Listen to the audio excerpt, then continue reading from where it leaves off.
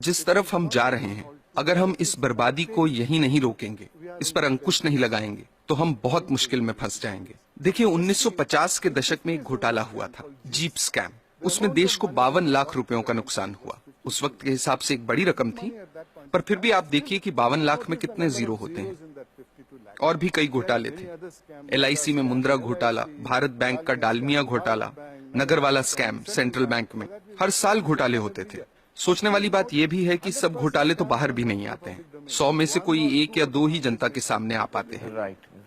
अब 2010 पे आते हैं। कॉमनवेल्थ गेम्स, 70,000 करोड़ का घोटाला। 2G scam, 1,76,000 crore. 2012 पे आइए, कोलगेट घोटाला, 1,86,000 करोड़। अगर 1,86,000 करोड़ रुपए का एक घोटाला होता है, तो देश की अर्थव्यवस्था पर क्या असर होगा, आप अंदाजा लगा सकते हैं। 1987 में देश के प्रधानमंत्री ने क्या कहा था, वो याद कीजिए। स्वर्गीय राजीव गांधी ने कहा था कि सरकार 1 रुपया गरीबों के लिए खर्चती है, तो उसमें से सिर्फ 15 पैसे ही उन तक पहुंचते हैं। कुछ वक्त पहले कर्नाटक में हमने पढ़ा कि गरीबों को 1 रुपए किलो चावल देने की घोषणा हुई है, जिसके लिए सरकार एक मोटी रकम खर्च कर रही है।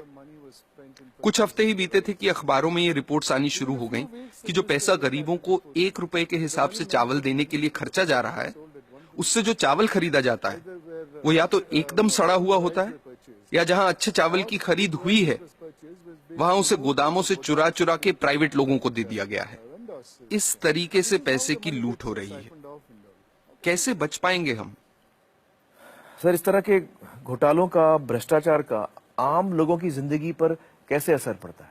आप अपने रोजमर्रा के खर्चों को देखिए।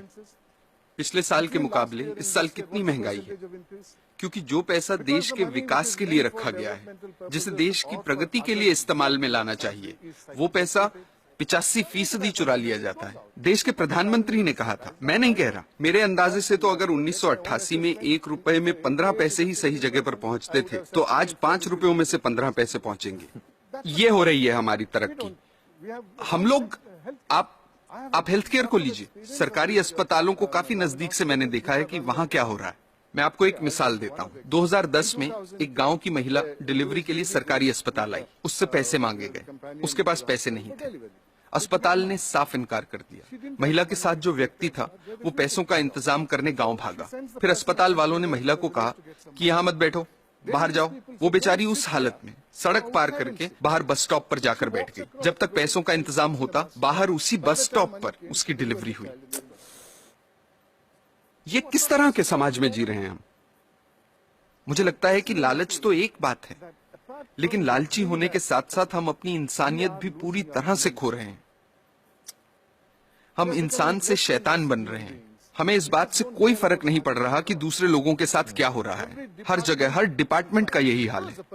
कुछ ईमानदार लोग भी हैं। मैं ये नहीं कह रहा कि सभी 125 करोड़ लोग बेईमान हैं, लेकिन ज्यादातर लोग मजबूरी में ईमानदार हैं, क्योंकि उनके पास बेईमानी करने का मौका ही नहीं है। आज के हालात ऐसे हैं कि एक आदमी जो बड़े ओहदे पे है, वो अगर दूसरे पर उंगली उठाकर कहता है कि आप भ्रष्ट हैं, करप्ट हैं, तो सामने वाला इनकार नहीं करता। वो पलटकर कहता है कि आप नहीं हो क्या भ्रष्ट? That's so true. That is so true. ऐसी सोच बन चुकी है। यहाँ जो नौजवान मौजूद हैं, उनसे मैं कुछ कहना चाहता हूँ। Sure, please. मेरी पीढ़ी के लोग अब हालात नहीं बदल पाएंगे। अब सिर्फ आप ही हालात बदल सकते हैं। और आपके लिए अच्छी बात यह है कि लालच सब सरहदें पार कर चुका है, सिर के ऊपर निकल गया है। अब और ऊपर जाने की जगह ही नहीं बची। आपके पास मौका है उसे नीचे लाने का। ये काम आपको जरूर करना है, मेरी खातिर नहीं, अपनी खातिर, अपने बच्चों की खातिर।